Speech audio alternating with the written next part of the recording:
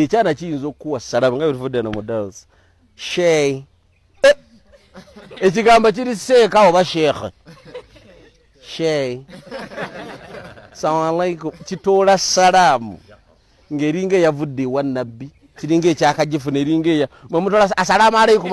atalina budde obwo bwogera zilaamu zikaafu salamu alaikum shay chiawalabana I thank you for that dose it was so good bino bivuga bikaja kugamba sheekhe mundeke jabalaba mulaboli gwe nazze naye mundeke naye ndaye byoli mu kubonaaboneramu nyinibo ye Allah gamba Allah gwe tula ne Allah mu mimbali ngiswale wedde salera akabiri gazi ne salera akabiri nze salira